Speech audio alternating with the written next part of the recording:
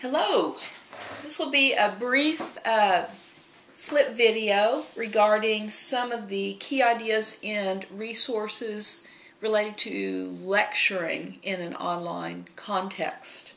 If you will go to some of the resources on the Moodle site, I'm going to refer to these as I do a brief discussion of some of the key points that I think are well worth keeping in mind. You'll notice that all of the lecture materials are located under the article about pros and cons of taking lectures online, and they're labeled L1, L2, L3, and so on. So if you want to pull up those materials on the Moodle site, we'll take a look at some of them as we go through and talk about some specific points in a few of those. Otherwise, they're very good general resources for you on this topic, and we'll follow that same approach as we talk about discussions also. One of the things to think about with lectures is that students are generally lecture averse. At least American students are. I've had the experience of teaching and sitting in on a number of lectures in the Oxford University context, and lectures there are perceived very differently than they are here and appreciated in different ways. If you have a very good lecturer who's a wonderful storyteller and has a great sense of narrative, students can be quite enthralled by a lecture, but face it, most of us aren't those people.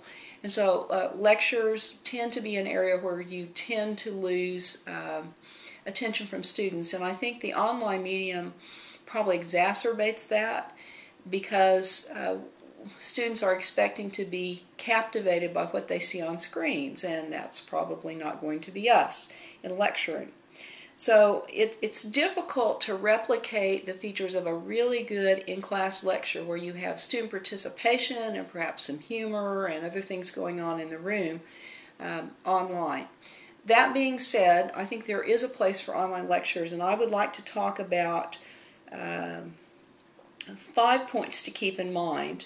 One of those is function, another is length, another is memorability of the material and understandability of the material, and then finally just transcripting lectures, something that you would need to be concerned about, particularly for students with any type of disability that makes it difficult or impossible for them to grasp the lecture in the format in which it was delivered. So let's talk about function very briefly. One of the things that you've got to remember with an online lecture is that it could serve a lot of different purposes in the context of your class. For example, you could provide a very brief lecture that would preview material, perhaps at the beginning of a unit. You could provide information that would review material. You could provide a lecture that would go into more depth on something that is particularly tricky or with which the students have had difficulty to help clarify. And so I think just as in a face-to-face class, you have to think about the timing of the lecture and the sequence of the class, what its function is, and how it interplays with all of the other aspects as well. One of the key things that you see in most of the literature on integrating online lectures is that lectures are not the only way to do something, and what you could tape and present to students in the context of a lecture might include things that would be hard to replicate in a face-to-face classroom lecture. So let's take a look at one of the resources that you have on Moodle, and that would be the resource called Ways to Present Content. That's L2 under the Moodle listing. As you're pulling that up, keep in mind that this is a much more broad-based advisory piece, just looking at a lot of different ways to present content. Lecture is one of those, but lecture may draw on some of these approaches. For example, a lecture could include a demonstration. A lecture could include a discussion with another instructor, something like an interview setting. Many lectures include some sort of text thrown up for students to look at while you're talking, and that could be achieved by using PowerPoint. Lectures can also integrate multimedia on the bottom of the first page of that material.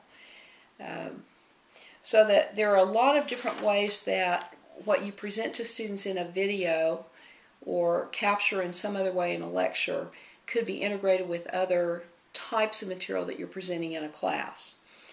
Rather than just thinking of a lecture as always having to be a talking head, as this one is at the moment. So think of not only the function in the sequence of your class and the type of angle that you're trying to present on the material, but what needs to be incorporated into the lecture. And once you've made that decision, it's going to be a little bit easier to decide just the mechanics of how you're going to do it. Are you going to show a PowerPoint, embed multimedia, do a recording along with the PowerPoint and talk about each slide? Are you actually going to get up in front of the class and do some sort of demonstration and have someone film you or tape you, kind of like we're doing tonight with flip video? What is the goal and what do you need to integrate into the lecture? A third key thing to keep in mind, and this is something you see in all of the material that gives you any advice on lectures, is that you need to keep them fairly short and you need to chunk them. If you'll look at the document called Tips for Creating Successful Online Lectures, that's L1, one of the biggest pieces of advice in that document, item 3 under delivery, is keep lectures short. And one of the terms used there is the term chunking. So thinking as short as 5 to 10 minutes, maybe 7 as optimum. Chunking is a way of taking material that you might have written out or presented face-to-face in class in a much longer lecture and breaking it down into different foci so that you can keep the attention of the students on a particular point that is the central point of the lecture. So if I were doing a lecture on causes of the English Renaissance, and characteristics of Renaissance literature and key Renaissance writers.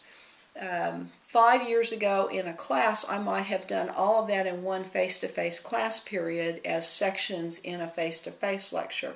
But were I putting that online, it would probably be more effective to break that into 3 sections with the topics that I just mentioned and somehow integrate those into the readings for that particular day so that students are getting a smaller amount of background material as they approach the readings in hand.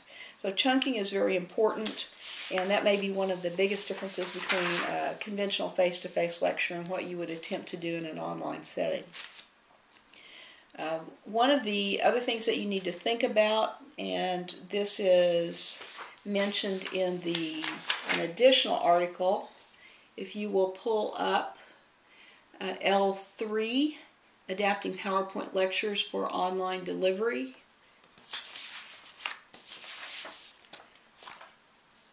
You can see that there is an interesting section there after the first set of bullet points discussing ways that the online environment differs from the classroom environment and how that provokes you to do different things in lectures.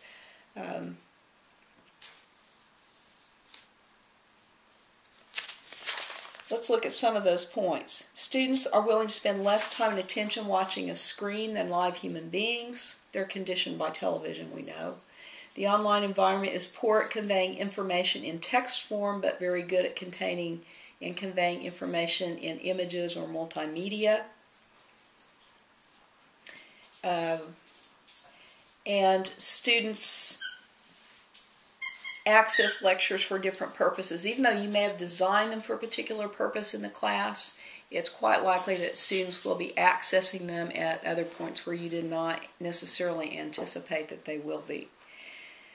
So all of that suggests that you can't, not only do you need to think about cutting down the amount of material you would put in a lecture, but you need to think about ways to focus the presentation of that lecture so that students are able to acquire useful information out of it and remember it, which leads me to another point, and that is memorability and just the timing of introducing information into an online lecture. If you look at the very bottom of the second page, actually the very bottom of the best practices list in that article, again I'm looking at L3, this last point is very interesting. Time text or images that appear in your PowerPoint to display at the same time that you, the narrator, speak the text or discuss the image. And if you looked at Patrick Crispin's video on effective and ineffective PowerPoints, he makes some of these same points as well about the timing of presenting images and presenting text. For example, it's more effective to present text and images on separate pages of a PowerPoint than to introduce them together, and it's more effective to speak about images at the point when you are showing them. And so what you're looking at is combinations of sensory input. The eye and the ear go together, but the image and the word do not necessarily go together. So I would suggest that as you're looking at PowerPoints and watching presentations for various purposes, you might pay attention to that, because I think that is a subtlety that can have an impact on the understandability of students. Thank you.